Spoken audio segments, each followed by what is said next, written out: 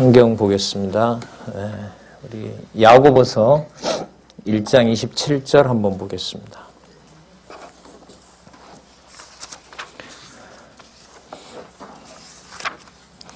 야고보서 1장 27절 제가 읽어보겠습니다.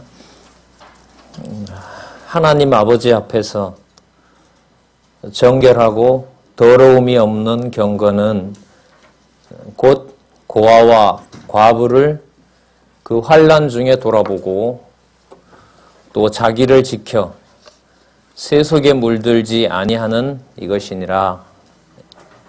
다시 한번 볼게요. 하나님 아버지 앞에서 정결하고 더러움이 없는 경건은 이렇게 되죠. 하나님 아버지 앞에서 깨끗한 경건은, 순수한 경건은 이렇게 보는 거죠. 그걸 예로 들어요. 고아와 과부를 편안함 중에서 돌아보는 게 아니고 뭐 중에서요? 그러니까 나도 견디기 힘든 상황인데 나보다 더 힘든 사람을 돌아보는 거죠. 자, 그게 바로 뭐하고 관계가 있다는 거죠? 하나님 아버지 앞에 경건과 연관이 된다는 거죠. 자, 그래서 자기를 지켜 어디에 물들지 않게 한다? 예, 그러면 이제 이 문장만 보더라도 밑에 이제 그 주제가 나와 있죠. 세속주의와 싸우는 교회. 더 정확하게 말하면 이 본문을 가지고 본문을 좀 연결을 시키면 하나님 아버지께서 세속주의와 교회를 통해서 하나님 아버지께서 예수 그리스도가 머리가 되시는 교회를 통하여 세속주의와 세속과 뭐 하게 한다? 싸우게 하는 내용이 바로 야고보서다. 그리고 1장 27절이 요절임을 여기서 밝히고 있습니다. 그래서 요절을 밝힌다는 말은 나머지 1장에서부터 5장까지 모든 야고보의 내용이 이 요절을 중심으로 해서 돌아간다는 거예요. 무슨 말씀인지 아시겠죠? 그래서 이 요절을 찾아내는 공부는 굉장히 좀 뭐라 그럴까, 이게 배움에 있어서 좀 수준이라고 얘기를 할까요? 수준이 높은 거죠. 다 알아야 가능한 거고, 좀 모르면 진짜 뭘 얘기하려고 하는 건지 모르기 때문에 다 놓치게 되는, 열심히 캐다가 결국은 무엇을 하고 있고 어디로 가고 있는지를 모르는 내용이 바로 여러분 지식과 연관된 거고요. 하나님의 말씀과 더더욱 연관이 된 겁니다. 지금 이제 제가 말씀드리는 이 내용에 보면 야고보서 다음에 나오는 내용이 뭔가 하면 뭐죠? 베드로 전후서잖아요. 그 베드로 전서와 베드로 후서가 요절을 보면서 말씀드리죠. 자, 그 다음 페이지에 보시면 96페이지에 아까 그 경건과 세속에 물들지 않게 하신다. 누가? 하나님 아버지께서 이렇게 되는 거예요. 하나님 아버지께 속한 경건은 이렇게 되죠. 그러니까 이때 경건은 아주 구체적이에요. 야고보서는 뭐와 섞이지 않는 거죠? 세속과. 자, 그러면 세속은 환난과 어려움 속에서 고아와 과부를 돌본다는 얘기예요? 안 돌본다는 얘기예요? 근데 고아와 과부를 돌보는 사람도 있잖아요. 그렇죠? 그럼 그건 이제 어떻게 해석해야 되죠? 그럼 아까 그 성경 본문에 그러니까 그 눈을 더 밝혀야 돼요. 눈에 힘을 더 주셔야 돼요. 그 성경은 어떤 질문을 받았을 때 앞뒤에 여유를 조금만 두고 보시면 거기에 답이 나와요. 우리가 말씀을 나누고 있는 하나님께서 하게 하신다. 하나님이 주관자다라는 내용이 꼭 나오게 되어 있어요. 근데 이제 앞뒤 내용 보다가는 그 받은 질문과 다가온 어떻게 보면 세속의 공격이 더 강하기 때문에 사단이 이걸 좋아한 거죠. 그러니까 왜 즐거움을 주고 왜 고통을 주느냐? 세속과 타협하면서 살라고 하기 때문에 그러는 거죠. 그러니까 공부를 하지 않게 하고 그래서 성경을 보지 않게 하는 것이 사단이 가장 좋은 방법이거든요. 그러니까 온갖 이제 두려움과 회유를 같이 쓰는 거죠. 세대가 너무 좋아지면 별로 필요가 없는 거고, 그리고 또 너무 힘들어도 참 전 그런 말씀을 좀 들었는데요. 저희 선배 하나가 너무 고통스럽게 이제 죽어가시면서 하시는 말씀이 이게 다 무슨 소용이 있냐고 이렇게 아픈데 제 가족한테도 들었고요. 야, 진짜 물론 좀 그렇게 해서 끝에 이렇게 가실 때는 어쨌든 그 제가 본 분들은 그래도 마음 그 하나님 앞에서 다들 편안하게들 가셨어요. 가셨는데 이제 그 여러분들 알잖아요. 암이나 이런 게 여러분 새벽이나 새벽 됐을 때 참 어떻게 할 수가 없잖아요. 그죠? 그 시간이 지났을 때 이제 하시는 말씀들이 왜 이렇게 이런 게 다 무슨 소용이 있냐 이런 말도 들어본 기억이 나는데요. 그러니까 너무 좋은 상황을 만들어서 새 속에 물 들게 하고요. 너무 어렵게 만들어서 뭐 하게 하고 이게 다 무슨 소용이 있냐. 이 양극단이 전부 뭐예요? 이게 세속주의예요. 세속주의입니다. 여러분 그 극과 극을 우리가 지나갈 수 있다는 거예요? 없다는 거예요? 그럼 야고보서가 필요가 없는 거죠. 굳이 야고보서를 기록하지 않게 하고 저희들 욕심 같으면 그냥 거뜬히 건디게 해주면 좋은데 그렇게 되어 있지 않다는 거죠. 하나님께서 정해놓으신 뜻은. 그래서 여러분들 성경에 기록한 내용은 문자로 기록된 내용이 아니라 하나님께서 창세전에 정해놓으신 것을 이 시간적인 세계에 살고 시간 세계에 살고 있는 여러분들과 저에게 우리가 사용하는 언어를 통해서 납득시키고 이해시키고 그야말로 논리적으로 하나하나 우리 세포가 곳곳에 자기 자리를 찾는 것처럼 안착을 시켜놓는 과정이 여러분들 뭐냐면 창세기에서부터 계시록까지 그 순서대로 기록이 되어 있는 거예요. 그러면 여러분들 이제 세상이 그 세속주의에 푹 빠져버리게 될 때는 거의 필요가 없어서 안 보게 되고요. 안 보게 되고 그 교회마저도 이제는 다 성경책은 가져가지만은 거의 성경을 보지 않는 교회 문화로 여러분들 가고 있다는 거 잘 알고 계시잖아요. 우리나라 같은 게 대표적이죠. 참 모든 교파가 초월해서 다 동일한 성경을 보고 있는 나라가 우리나라로 시작을 했어요. 이건 너무너무 감사한 상황이죠. 아마 가톨릭 신자들도 우리만큼 성경을 보는 나라는 없을 거예요. 가톨릭 신자들도 성경을 봐요. 그리고 왜냐하면 여기에 말씀 운동에 오신 많은 분들이 가톨릭에서 오신 분들이 참 많거든요. 자, 그렇게 가톨릭도 포함한 성경을 동일하게 봤는데 100여 년 지난 지금 우리 상황은 뭐냐면 모든 교파가 초월해서 다 그 이익 집단이 되어버린 그 분위기 때문에 성경을 차근차근 공부하는 것은 답답해서 못 기다리는 거죠.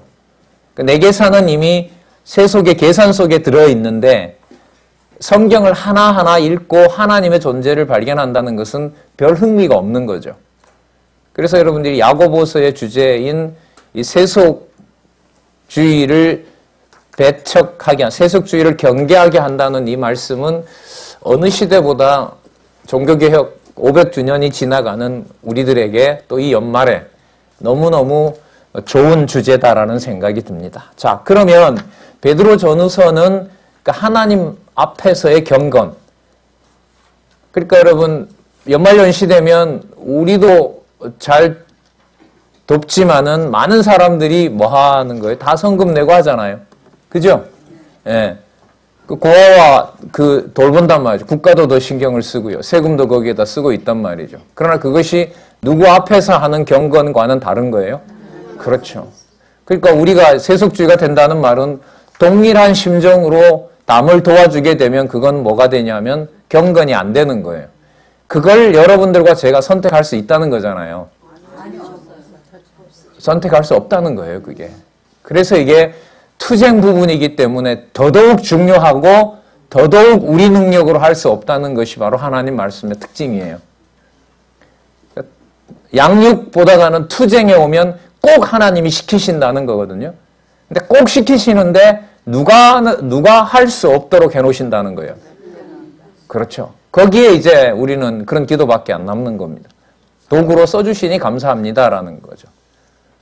교회와 무관해도 상관이 없는데 교회와 관계가 있고 하나님의 교회를 무너뜨리는 것이 아니라 하나님의 교회를 돌볼 수 있는, 그래서 하나님의 살아계신 역사를 함께 공유할 수 있다는 것이 무엇보다도 우리한테 중요한 거죠. 그 역시도 우리가 선택해야 될 여지는 남아있지는 않습니다.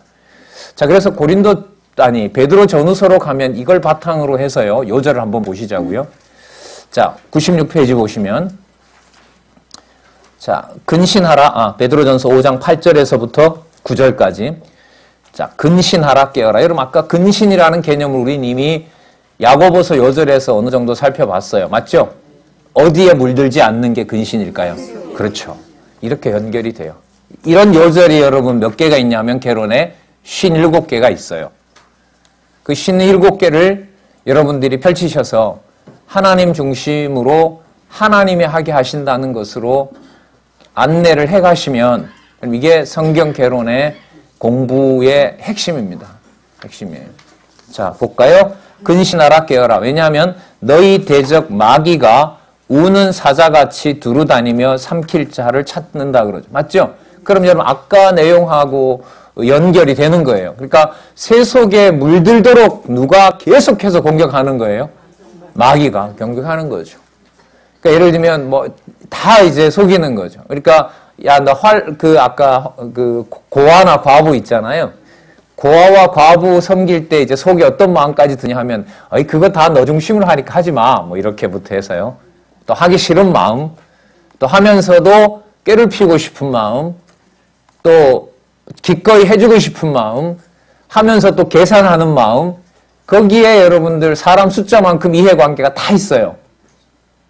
그게 새 속에 물들다, 물들지 않는다라는 것은 하는 사람은 알 수 있죠. 알까요, 모를까요?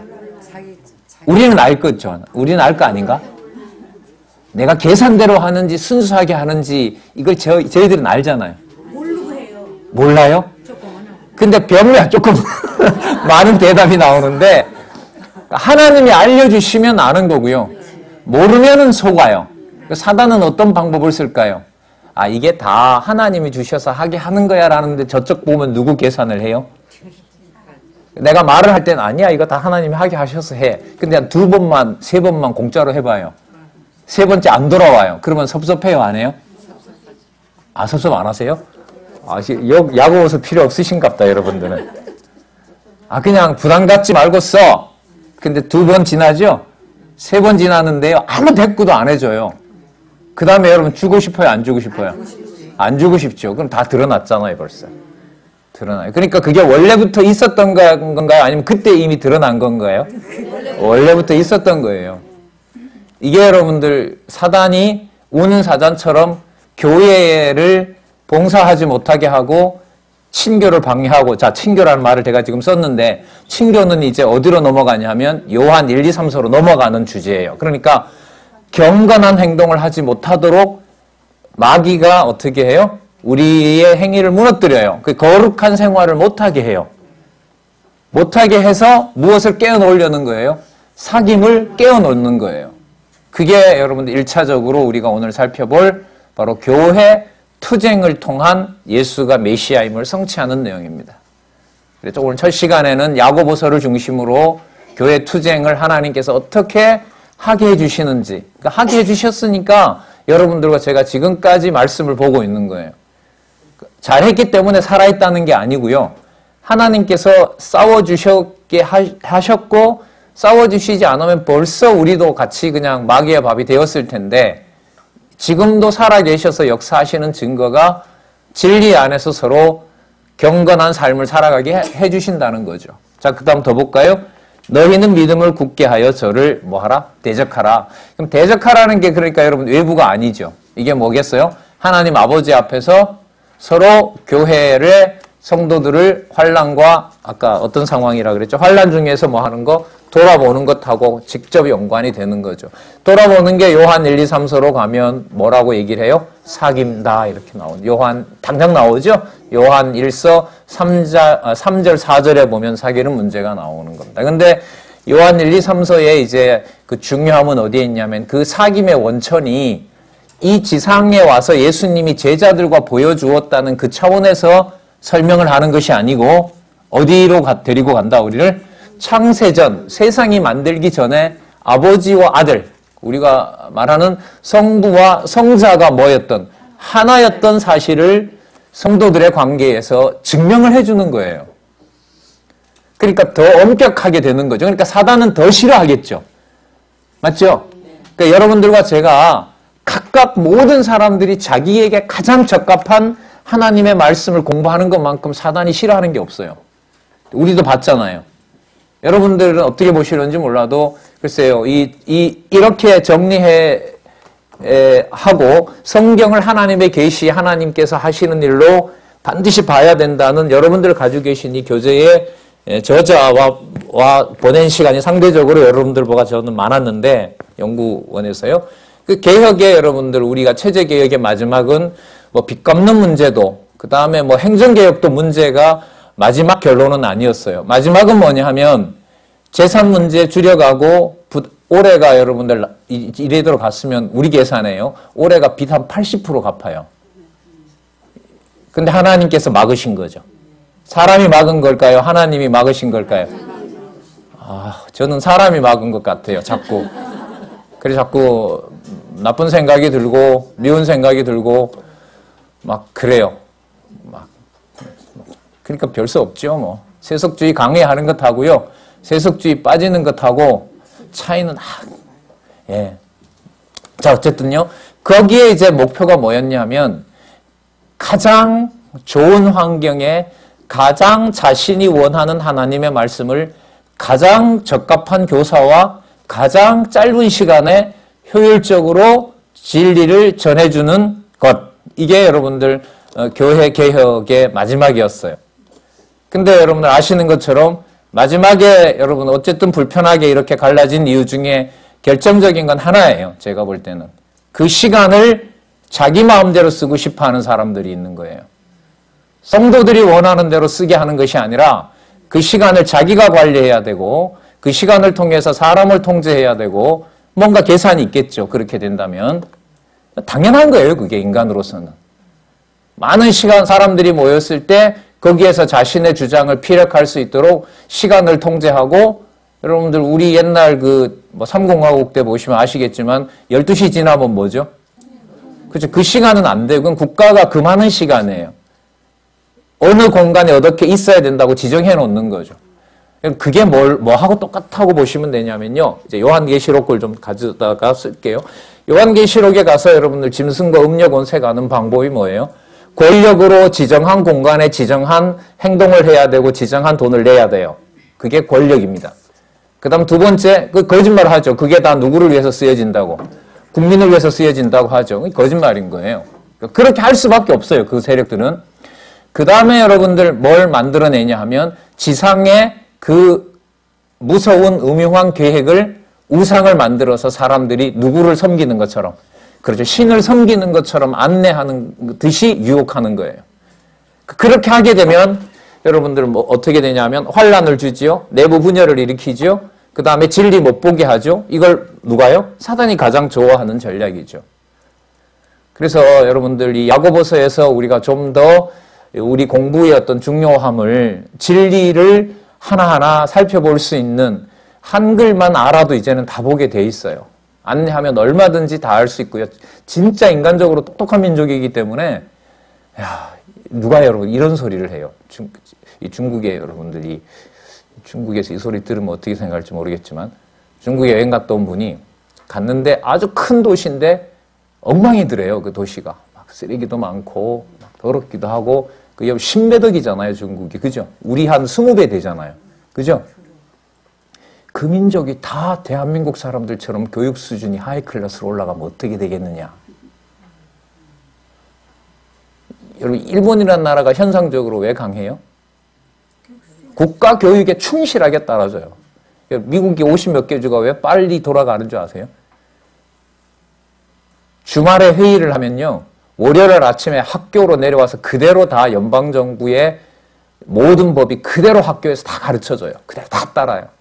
그래서 여러분들 아시는 것처럼 대통령 선거할 때 그렇게 막 험하게 싸우던데도 딱 당선이 되잖아요. 결정적인 거 아닐 때는 끝까지 따라가요. 왜냐하면 나라가 붕괴되는 걸 알기 때문에 따라갑니다. 예. 그래서 여러분들 어쨌든 가르친다, 뭔가를 배워나가는 것이 진짜 보편화되어 있고 한글만 가지고도 하나님의 존재하심을 살아서 충분히 납득할 수 있는 중고등학교 교육만 지나면은요. 이게 안 나오신 권사님들도 뭐 다 이해하시는데요. 한글만 깨우치신 분들, 아니요. 한글 안 깨우쳐도 돼요. 무슨 기만이 있으면. 들을 기만이 있으면 전혀 상관없어요. 신앙생활을 해나가는데.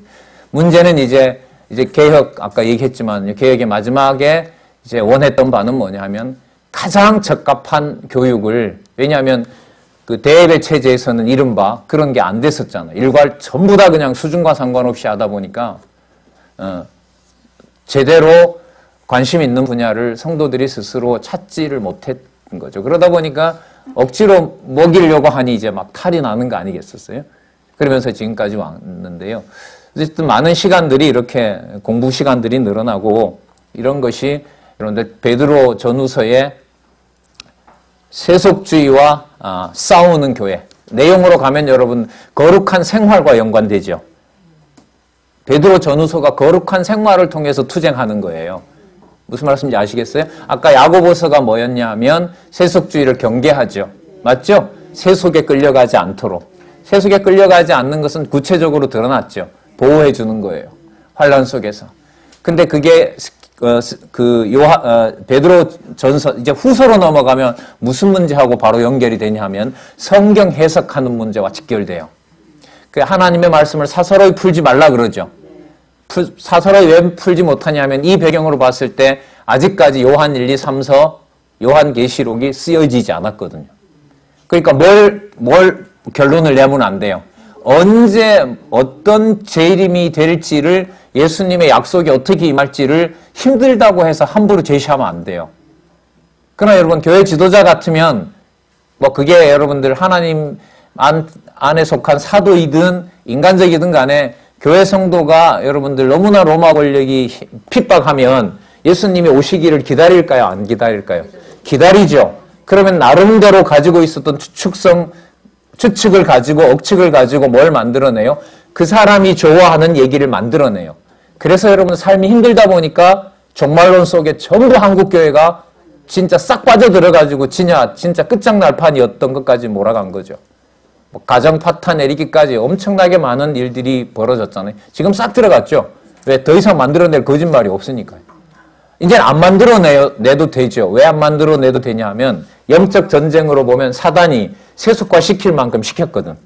그러니까 안 훔쳐도 뭐예요? 쌓아놓은 가치가 동산, 부동산이 넘어가서 얼마든지 그것 가지고도 이제 보존만 잘하면 모르겠습니다. 내년에 여러분 그 신고된 세액이 얼마나 나올지 참 궁금한데요. 아마 어마어마할 겁니다. 네, 어마어마해요. 자, 어쨌든 여러분들 보호를 받고 있는 이런 세속주의 내에서는 한국 교회를 하나님께서 사단에게 그냥 진짜 무참하게 던져놨죠.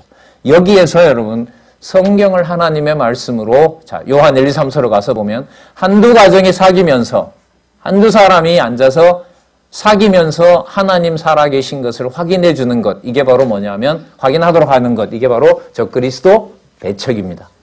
배척이에요. 그러니까 성경을 여러분들 우리가 어쩌다 이렇게 공부하게 됐나 우리 이렇게만 보지 마시고 좀 한 발짝 떨어져서 무슨 일이 벌어졌냐 이렇게 보세요. 우리 과거에 다른 이 두 교회가 합쳐 있잖아요. 지금 장안중앙교회가. 거기서부터 여기까지 하나님 왜 이렇게 데려왔나? 왜 그렇게 섰고 또 다른 교회에서도 오신 분들도 지금 계시잖아요. 그 교회 생활에 이 교회 생활 이렇게 하면서 이런 시간을 왜 이렇게 보내게 하고 있는가 했을 때 베드로 후서의 결론은 하나입니다. 사사로이 푸는 것을 경계하게 해주고요. 하나님의 말씀이 완성돼서 지금 저희들로 하여금 각각 해당되는 교육을 제대로 받을 수 있도록 그걸 안내해 드리는 겁니다. 자, 그래서 요한 1, 2, 3서의 요절로 한번 또 가서 볼까요? 97페이지 보세요. 예수를 자, 여러분 이 글을 쓸 때는 예수님 지상에 계세요, 안 계세요? 안 계시죠? 지금도 보이세요, 안 보이세요? 안 보이시죠? 그런데 살아 계세요, 안 살아 계세요? 무엇으로? 교회의 머리로서. 맞죠? 성령도 자기 마음대로 못해요. 왜? 성령을 아버지로부터 아들이 보내셨기 때문에.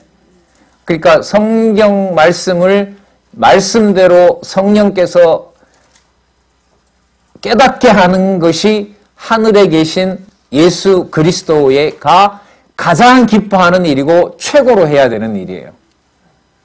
그러니까 말씀이 말씀대로 가르쳐지지 않는다면 지상에 있는 교회는 뭐가 아니다. 진정한 교회가 아니다. 이렇게 보시면 돼요. 반대로 진짜 두세 사람이라도 가족 다 보내고 같이 있는 구역에 있는 집사님 아니면 노건사님 아니면 노장로님하고 주중에 한두 번이라도 가까이 있어서 만약에 말씀 공부하는 일이 벌어진다면 그건 우습게 볼 일이 아닌 겁니다. 진짜 가볍게 볼 수가 없어요. 그래 되면 요한 1, 2, 3, 4가 그냥 도매급으로 다 넘어간다 보시면 돼요. 자, 예수를 시인하지 않은 영마다 누구에게 속한 것이 아니니 하나님께 속한 것이 아니니 이것이 곧 무엇의 영이라? 예, 그렇죠. 적그리스도의 영입니다. 자, 나온 김에요. 유다서로 한번 가서 볼게요. 이 적그리스도의, 그러니까 그러면 왜 이렇게 설치느냐? 왜 여러분 설치냐 하면, 여러분 잘 보세요. 하나님의 교회를 핍박하는 세력이 그때도 있고, 뭐 지금이야 우리가 좀 안전한 시대죠. 예를 들면 뭐 일제시대라든지, 또 우리 대원군 시대라든지 뭐 엄청 많이 죽잖아. 이거 새남터에서 진짜. 망난이에 의해서. 그렇게 많이 죽어갔는데, 여러분 그 환난을 겪는 분들이 승자일까요? 그 핍박을 당하는 사람들이 승자일까요? 뭐 사실 답은 나와 있죠. 누가 이기는 자일까요? 성경에서 말할 때는 누가 이기는 자예요? 그러니까 야고보서 지금 1장에 이제 이 내용이 나와요. 인내를 참고 견디게 되는 자가 뭐 한 거예요? 승리한 자라는 거죠. 그래서 유다서에서는 뭘 밝혀주고 있냐면 에녹 시대 때부터 승자가 누구인지, 그러니까 싸워서 승리한 자가 누구인지를 하나님은 에녹 시대 때부터, 에녹이 여러분들 누구와 가까워요? 아담과 가깝잖아요. 맞죠? 예, 아담과 가까운데 아담 때부터 지금까지 계속해서 우리가 봤을 때는 하나님이 계신다면 악이 설치지 말아야 되는데 성경의 설명은 다른 거예요. 유다서의 설명은 달라요. 그때 악이 그렇게 설친 것은 진정한 승자가 누구이며 하나님의 나라가 얼마나 견고한 것인가를 증명해 주기 위해서 봐라. 그때부터 지금까지 악한 짓을 해도 하나님의 교회는 훼손된 적이 있다 없다. 이걸 알려주려는 것이 바로 뭐냐면 유다서예요. 그래서 유다서 제일 마지막에 보면 누구에 대한 찬양으로 끝나죠? 악이 득세하는 것을 통해서 하나님의 나라와 능력과 영광과 찬송하라고 하는 내용이 나와요. 맞죠? 유다서가 그렇게 끝이 나요. 근데 그게 진짜 그런지를 마지막에 여러분 이제 요한계시록에서부터 요한계시록 1장에서부터 22장까지 사단이 저렇게 설친 것이 크고 힘이 있고 우리는 힘든 것 같지만은 그런 것이 아니다라는 겁니다. 그러니까 여러분 이 설명을 하면서도 이게 좀 조심스럽다기보다 또 한번 생각해야 되는 게 여러분 사람은 어쨌든 위험하고 급하고 다급한 상황에 들어가면 누구든 자기보다 더 강한 자를 찾게 되어 있어요. 그렇지 않아요? 반드시 찾죠. 여기서 종교심이라는 게 생기거든요. 종교가 만들어지는 거예요. 이 점집을 찾아가게 되고요. 순간 그 무당은 뭐가 돼요? 신이 되는 거죠. 내 운명을 점쳐줘야 되는 거니까. 그러니까 여러분들 요한계시록을 막연히 지금 힘드니까 앞으로 하나님이 위로해 주실 거라는 어떤 위로의 어떤 그런 경우로 보시면 안 되는 거예요.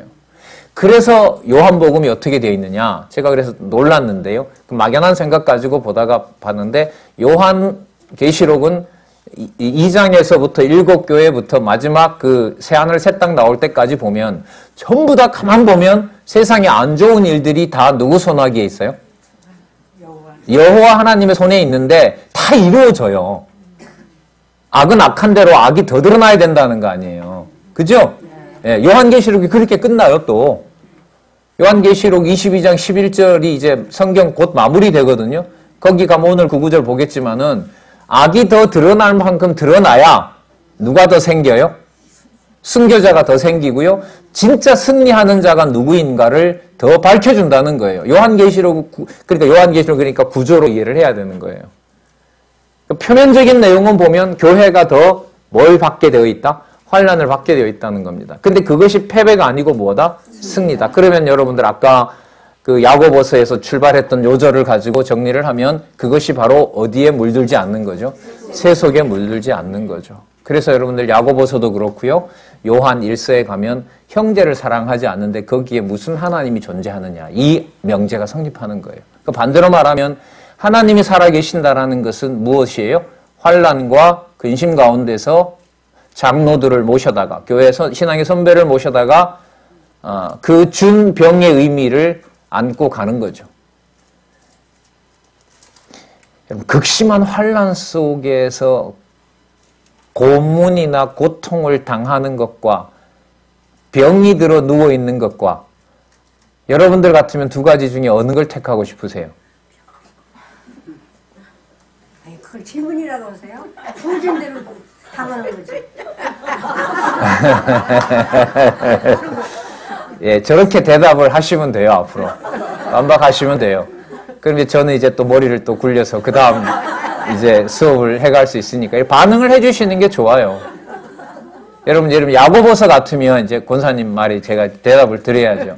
야고보서 끝에 보면 병든 자들과 환난에 처한 자들이 장로를 모시라 그래요. 장로를 모시라 그래요. 그러니까 여러분 이런 거죠. 병들었다는 말은 주의 일을 하고 싶어도 뭐예요? 못해요. 그럼 자기는 아무 일 안 하고 있는 건가요? 아니라는 거예요. 거기서 누구를 깨닫는 거죠? 하나님 깨달아가는 거죠.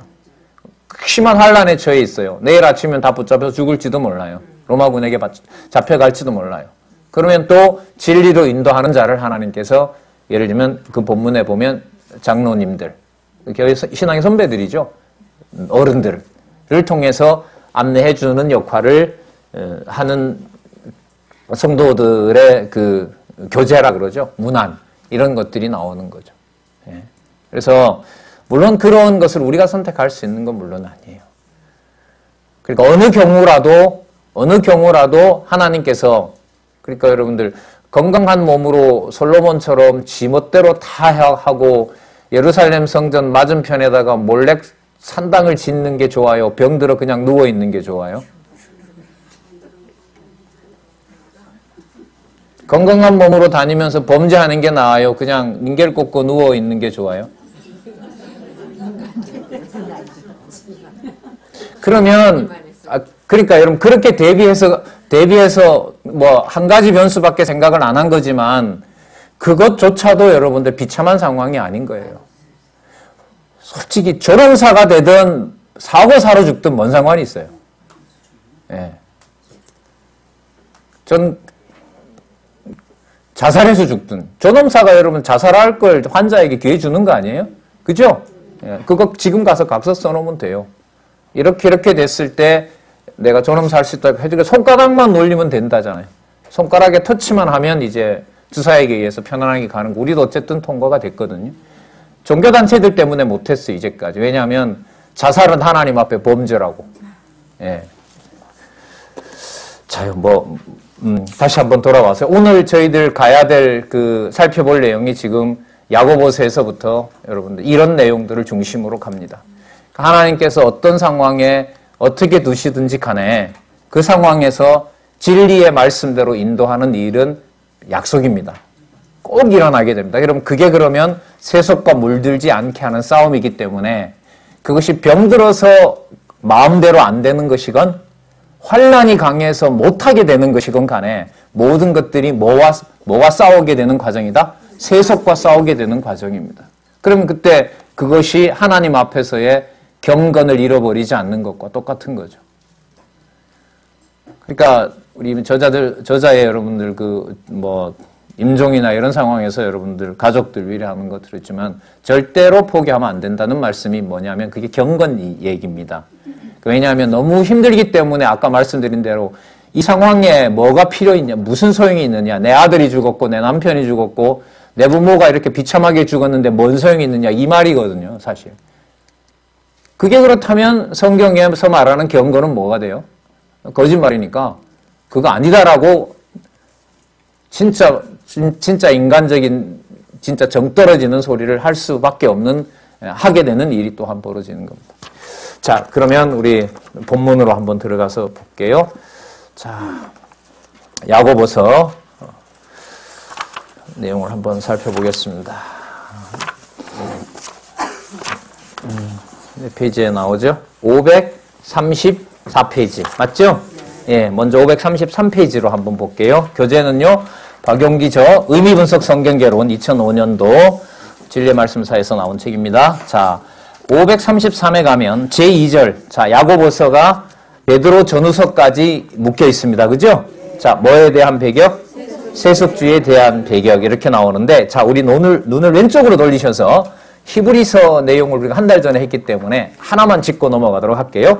자, 히브리서 12장의 제목에 보시면 무슨 결과라고 나오죠? 우월한 결과. 자, 여기서요, 예수님께서 죽으신 그것이 복음신앙의 우월함을 확증하시고 예수님의 소속을 레위지파의 제사장으로 보지는 않고 누구로? 멜기세덱으로 잡고 있기 때문에 이미 승리한 왕이고 이미 승리한 제사장인 거예요. 그래서 뭐 할만해요? 멜기세덱의 반차에 속한 성도라면 뭐예요? 당연히 죽어야 되는 거예요. 그 내용이 12장에 뭐로 나와 있냐 하면 제일 밑에 줄에 보세요. 징계는 누구에게 하는 것이므로? 하나님의 아들에게 하는 것이므로 뭐 하지 말라? 그러면 여러분 아까 읽었던 그 야고보서의 요절하고 맞아요, 안 맞아요? 맞죠? 진짜 이렇게 돼 있냐고요? 진짜 이렇게 돼 있어요. 그런 시도를 우리가 하지 않아서 그랬는데 요절을 요절대로 설명을 어느 정도 듣고 그 요절과 관련된 예를 들면 히브리서 같으면 히브리서 내용들 정리하는 거 쫙 읽어보면 조금만 안내를 받으면 다 거기 요절로 붙어요. 그럼 성경이 이렇게 본 게 맞죠? 그러면 누구 중심으로 봐야 이렇게 보인다는 거죠? 여호와 존재, 여호와의 능력 중심으로 봐야 가능하다는 것을 여기서 증명해주고 있는 겁니다. 자, 어쨌든 징계고요. 533페이지 가시면 12장 26절에서부터 29절을 한번 보세요. 어떤 나라를 받았다 그러죠? 그렇죠. 그러면 징계는 받는데 하나님의 나라는 움직여요, 안 움직여요? 변동이 없다는 거예요. 반대로 말하면 징계를 받아야 뭐가 뭐인 줄 알 수 있어요? 진동하지 않는 나라를 받았는지 안 받았는지를 알 수 있는 거죠. 쉽게 말하면 흔들어 놔야 흔들리지 않는 것이 무엇인지 하나님이 알려주신다는 거예요. 그걸 언제부터? 아벨이 피 흘릴 때부터. 그러니까 아벨이 흔들렸어요, 안 흔들렸어요? 아니, 육신의 몸으로 보면 뭐예요? 흔들리는 정도가 아니라 형이 흔드는 정도가 아니라 형이 어떻게 했어요? 때려 죽였잖아요. 거기에서 아벨에게 뭘 가르쳐 준 거예요? 흔들리지 않는 나라를 가르쳐 줬다는 거예요. 그럼 뭐 해야 알려준다는 얘기예요? 맞아 죽어야. 그럼 그리스도가 그랬어요, 안 그랬어요? 예. 아버지 어찌하여 나를 버리셨나이까 라는 말을 굳이 입에서 약속으로 성취한 다음에 아버지의 영혼을 제 영혼을 받아주시고 아버지의 보좌 우편에 데려다 놓는 것이 바로 하나님의 방법인 겁니다. 이 계시록 끝나면 큰 환란이 오면 어떻게 하죠? 겁도 나고요. 너무 아침 뭐 전쟁 얘기해도 너무너무 선명한 시대에 우리가 살고 있기 때문에요. 자, 그래서 13장에 가시면 여러분 세속주의와 연관되는 부분이 나오는데요. 13장 5절에서부터 6절을 보면 뭘 사랑하지 말고. 예, 여러분 디모데전서 6장에도 나오죠. 일만하게 뿌리가 뭐다? 돈이다. 이렇게 되죠. 돈. 여기도 돈. 그죠? 여기도 돈 때문에 생기는 거 아니에요. 아이고, 9월 14일부터 조사받는다고 지난주에 겨우 끝났는데요. 진짜 우리 시설장 권사님들 계시면 진짜 힘들었어요. 공부가 안 될 정도로. 와서 이렇게 보려고 하면요. 내일 강의면 오늘이 좋아요. 왜? 내일 강의 준비를 해야 되니까 막 딴 생각하면 내일 강의를 못 하잖아. 이것도 다 인터넷으로 나가는데 쓸데없는 소리 하면 안 되잖아요. 그러니까 그 강의 수가 늘어나는 게 지금 돌아보면 저한테는 참 고마웠던 게 억지로 막 만들어요. 강의 시간을. 덜 미워 하려고. 예. 자, 그 문제를 가만히 지켜보면서 전부 무슨 문제로 다 이해하고 받아들이느냐. 예를 들면 여러분 이 기관과 관련해서 우리 시청 막 여러 번 왔다 갔다 했죠. 결국 돈 문제로 가는 거죠. 그러니까 모든 구조를 뭐예요? 돈이라는 걸로 보면 세상은 다 해결이 돼요. 그죠? 여러분 은행 세워놓고 영업이익 올리려면 적어도 수십 년 돼야 돼요. 근데 가상화폐 무슨 코인이죠? 코인 만들지 몇 년 만에 몇 조 원이 움직이잖아요.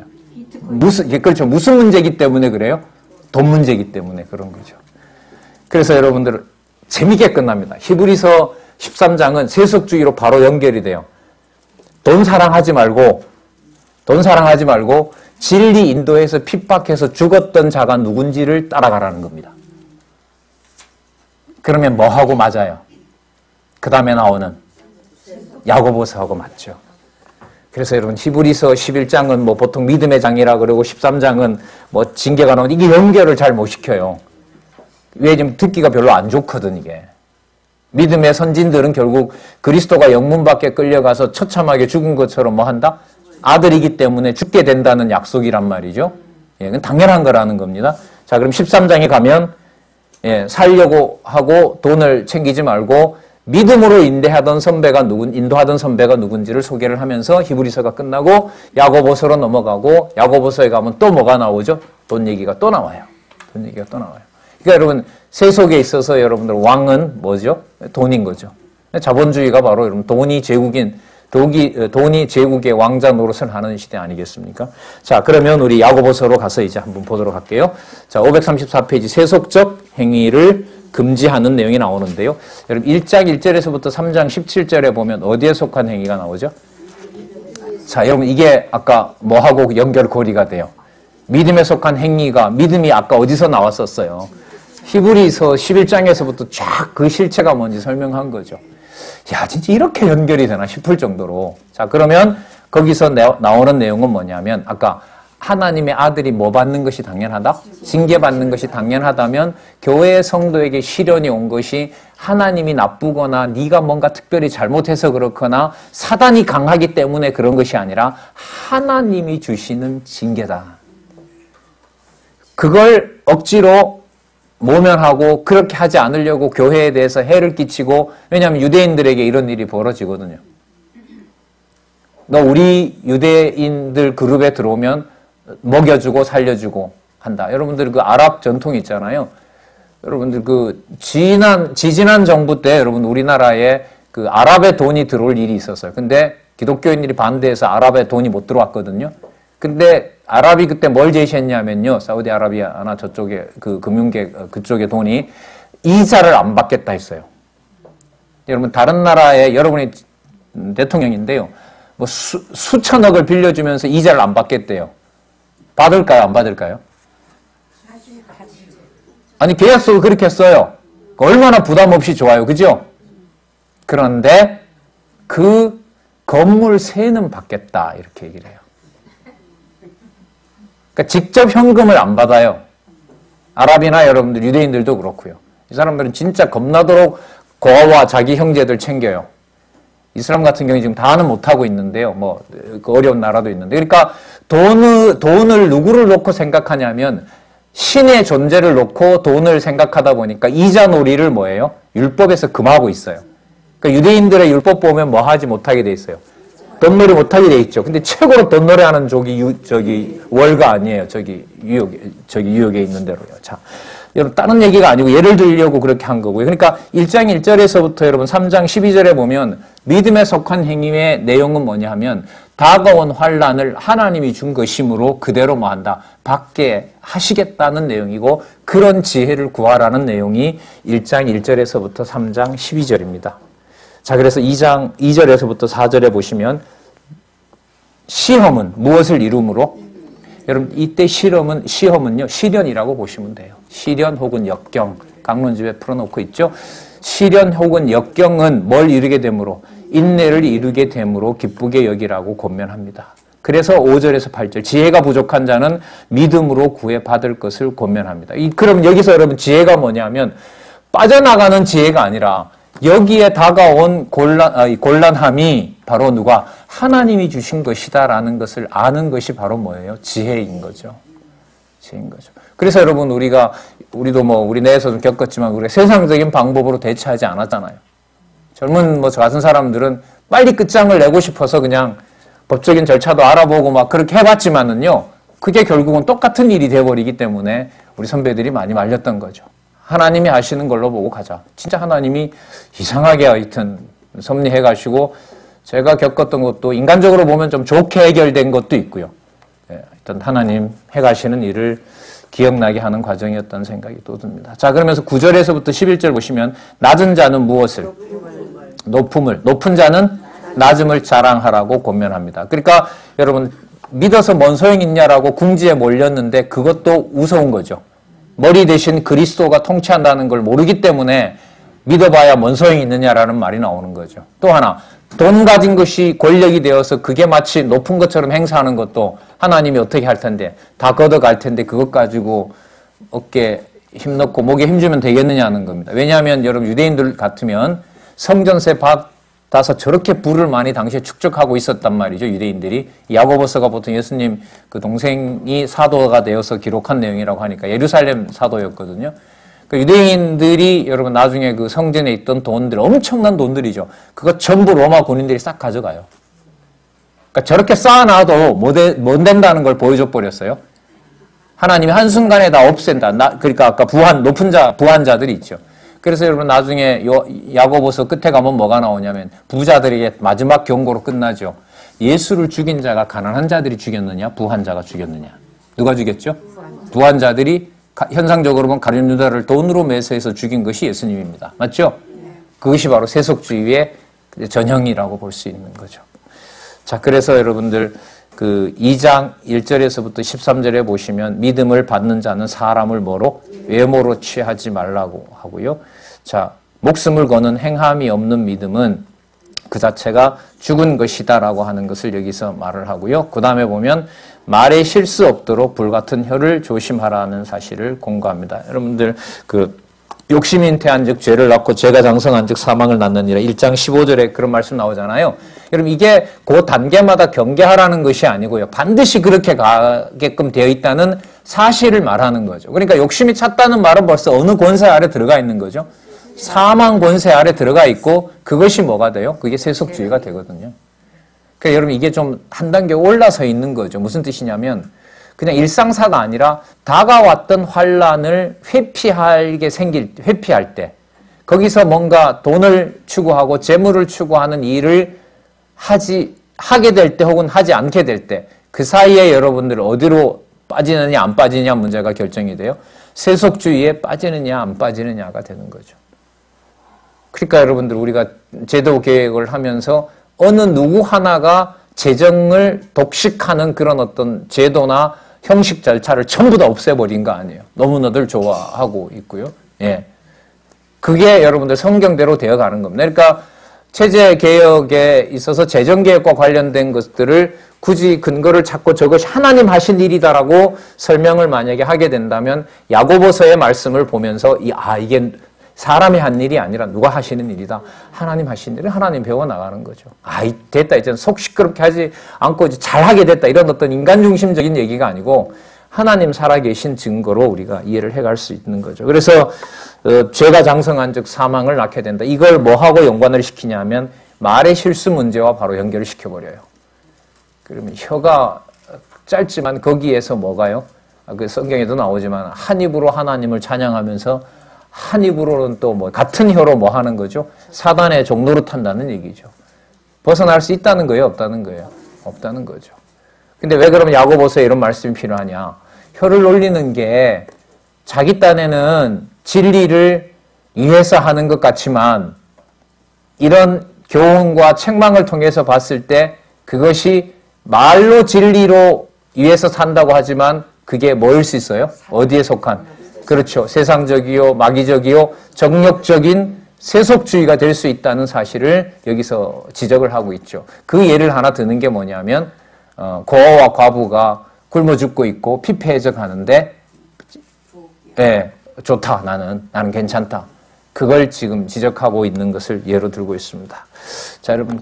그래서 여러분 3장 13절에서부터 5절, 6절에 가면 정욕에 속한 행위니까요. 이것은 뭐냐면 배격할 세속적 요소가 무엇인지를 3장 13절에서부터 5장 6절까지 그 내용들이 있습니다. 자, 우리 차 한잔 하시고요. 11시 10분에 우리 3장 13절부터 세속적 행위 금지 내용을 좀 더 본문에 들어가서 조금씩 확인해 가도록 그렇게 하겠습니다.